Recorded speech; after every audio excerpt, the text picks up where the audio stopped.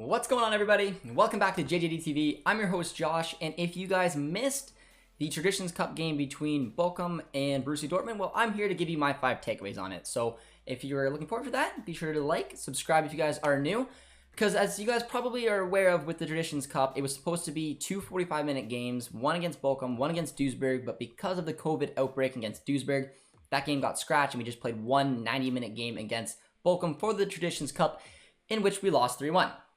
So with that, I want to go through my 5 takeaways of what I personally took away from the game. I want to get some of your guys' opinions on that and also help the people out there who might not have watched the game and give a nice little look at it. So it was Marco Rosa's second game in charge, and it was Kobel's debut under him, which was nice to see.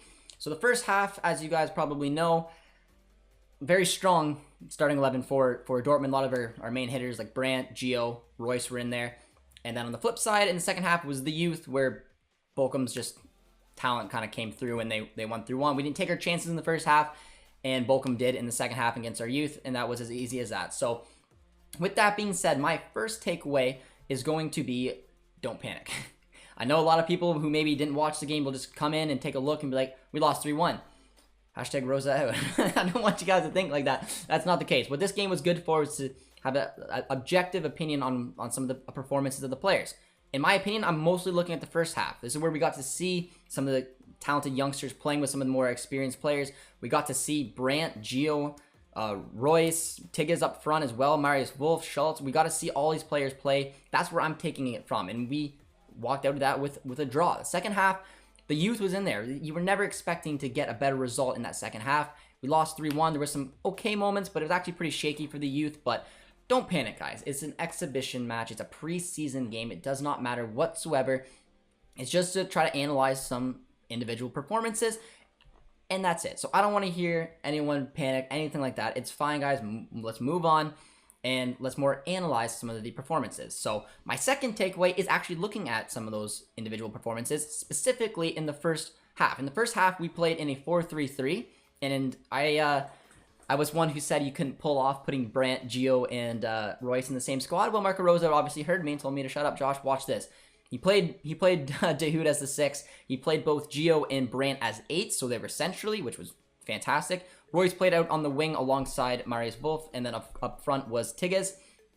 And with that, it was a good little look, but it was the back I wanted to focus on, and it was 2 young players, Maloney, young American for US fans out there, along with Papadopoulos. Now, I thought both were spectacular today. A lot of people in the chat were agreeing with me. Papadopoulos looked like a rock. Both of them played with some grit between their teeth, winning challenges. They just looked incredible. Very good playing with the ball as well. They were relaxed. They looked like they've been in the squad, which playing with some of the usual suspects and Royce, Dahoud, those type of players, I thought it really shined. And I thought it was a good little look and maybe an option going forward, especially with our usually depleted center back position, that maybe Maloney or Papadopoulos can take a look into that starting 11.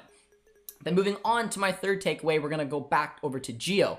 And like I said, Brandt, Gio, Royce were all on the pitch. Royce was the one out of the 3 to go to the wings, which was the right decision. But Brandt and Gio played as 8s, and Gio was, in my opinion, one of the best players on the pitch, especially in the attacking sense for Borussia Dortmund. He had a couple good touches. The one touch was sublime to put Tigges in through on goal, where he ended up butchering it. But Gio, you can tell. I mean, you put him in positions where he's in the middle of the park, he can make things happen. When he's stuck on the wings, you don't see it so much. So he came in today rocking that number 7, went in there with just some swagger, some fun, and I really liked it. And that's where you don't see him at his best, when he's stuck out on the wings. You won't see those type of touches and that creativity he can do. And he was just having fun today. He was playing as an 8, which is a little bit of a deeper role than the 10 where I'd like him, but that's another good option. It's another good look for Marco Rosa. So kudos to him to shutting me up and finding a way to put all 3 on the pitch together. I don't think it'll work against Bayern, Leipzig, Gladbach, but it is an option maybe if you're looking to break down a team at some point. So it was a very cool look there. Big shout out to Gio, rocking that number 7 kit. Looks good on him, and thought he had a good game. Which then goes into my 4th takeaway. My 4th takeaway is Tigges. And he had a beautiful touch and finish in the first preseason match, but a lot of you guys asked me what my thoughts are on Tigges, and I like Tigges. He's the skipper for our U23s, did some incredible things. He's had the odd look with the main squad, but if Malen comes in, with Holland, Malen, and Mukuku, Tigges is 4th. He's not going to get a lot of looks. This was a big opportunity for him to show that he can score consistently and can be an impact player. He had 2 glorious chances, especially the one touch from Gio that put him in. He lost composure, blasted them over the net, and that's not going to be a good look. It's not, because if he can't take these chances when they get them, Holland would have. Holland would have probably scored 2 or 3 in that opening half. Tigges didn't, and it just kind of shows why he's going to be a little bit down the pecking order. I do hope he stays with Dortmund. I hope he still skippers that U23 team, and he has fun in the 3rd division, and if we need him, we need him. But yeah, I thought it was an opportunity lost for him, because the chances were there. He just didn't take them. He didn't take the goal, obviously, near as well as he did in the first game, but that was all right. So we'll have to see what Tigges does. He'll have another couple other shots coming up against Atletico Bilbao and Bologna, see if he can kind of make up for those misses today. But if there's one player from the first half that has to take an L, unfortunately, it is going to be Tigges. It's as easy as that.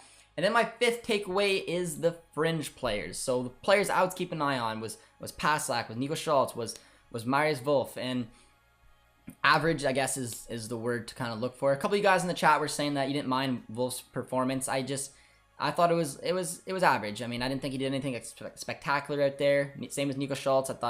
I thought he was just kind of out there doing his part. I think that these players who are fringe players who have been heavily linked to leave the club, not Paslak. Paslak is staying, but for Paslak to actually fight for position, I think Paslak is still going to struggle to do that. For Schultz and Wolf, who are fighting for their Dortmund lives, I don't think this performance, in my eyes, convinced me enough to see them stay. I think that it's time to maybe shift them out, get some of the income coming in to help rejuvenate the team a little bit in other transfers. But I don't know. I thought they were 6 out of 10 performances, nothing spectacular out there against this Bochum side, and again, an opportunity to miss. But those are my 5 takeaways of this match. We lost the Traditions Cup against Bochum. Nobody panic. Focus on some of the individual performances. A nice little shout out as well to Toby Raschel. In that second half with the youth squad, they looked a step behind at all time. I was disappointed with Emmanuel Fry once again, but Raschel was good. Toby looked very good out there. He's the only one trying to really do anything out there, so I want to make sure I mention him because I do think he's got a shot at the main squad. But those are my 5 takeaways. It's a fun little chat with you guys in the watch along, but it wasn't a great result. But let me know what you guys think about my takeaways. Let me know if anything else caught your guys' eye. If you're excited about Papadopoulos, potentially Maloney taking that stab, a nice little duo there. But we move on. We got some other watch-alongs coming up. Bilbao and Bologna should be fun. But yeah, I mean, it was a preseason match. Didn't get the job done, but it is what it is. Mark Rosa will learn a little bit from it. Hopefully you guys will learn a bit from it, and hopefully you enjoyed this video. And if you did, be sure to hit the like, subscribe if you guys are new, and we will see you guys next time.